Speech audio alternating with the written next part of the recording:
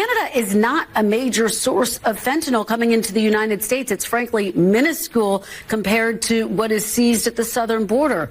Why is the United States punishing Canada, one of its closest allies? Canada has some work to do as far as helping us secure our northern border. So we still know we're extremely vulnerable across that northern border, that we have people coming into our country from China, from foreign countries. We have people on the terrorist watch list that come in over our northern border.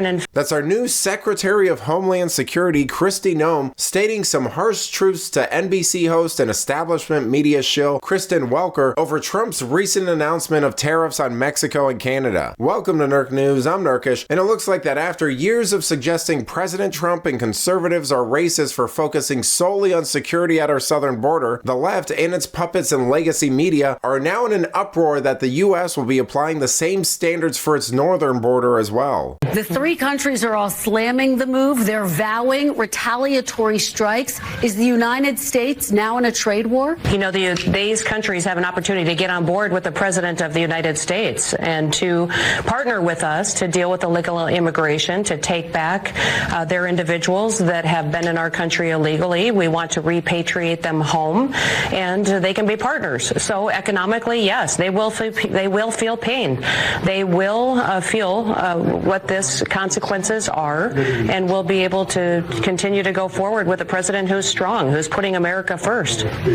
You know, let me just stress that point that I made, which is the president cites stopping the flow of fentanyl and undocumented migrants for reasons for these tariffs. What we have sent a message this week on is that we're not just going to enforce our southern border, we're going to put extra resources at that northern border as well. So Canada needs to come to the table. They need to work with us to make sure that not only can we be good neighbors, but that we can help each other's economies by getting in line and making sure that our immigration policies are followed, and that those that are dangerous criminals face consequences. The president has been very clear from the beginning that there's a new sheriff in town, that he's going to make sure he's putting Americans first, and that Canada can help us, or they can get in the way and they will face the consequences of it.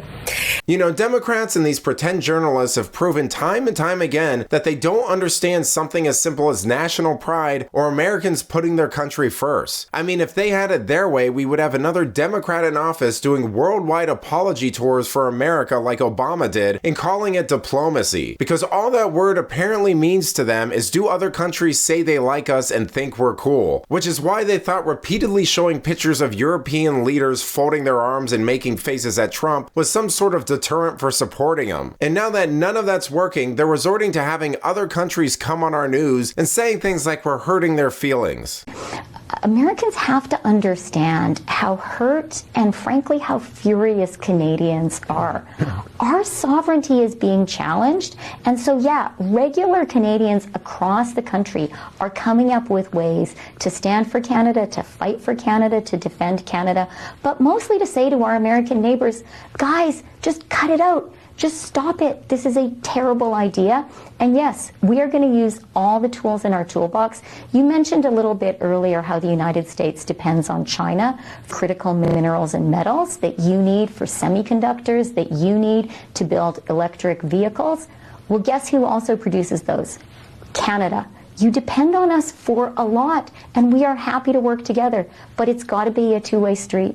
Yeah, call me crazy, but no one gives a crap about some Canadian PM lecturing us about their feelings like we're in marriage counseling or something. And frankly, the media needs to stop pulling this Canada is our best friend and just wants to love us thing, because it's childish and simply not working. Anyone who has met a Canadian understands that they're a diverse and robust people, and a lot of their liberals were never a fan of the US to begin with. I mean, a majority of them seem to base their national identity on some variation of at least we're not Americans. So all of this emotional blackmail that the media is trying to pull simply isn't going to work. And honestly, it shouldn't. It has no place in politics. Canada seems to have a pretty cool conservative guy looking to replace Trudeau or something, just like Trump understands that it's his job to put Americans first, which is precisely what he's been doing with these tariffs and why the media can't stand it. But let me know what you think. Should President Trump overlook our northern border because it might hurt some Canadians' feelings? Let me know in the comments, and if you enjoyed this video, please give it a like and subscribe to the channel. That stuff really does help us out. Until then, this has been Nerk News. Thanks for watching. Bye!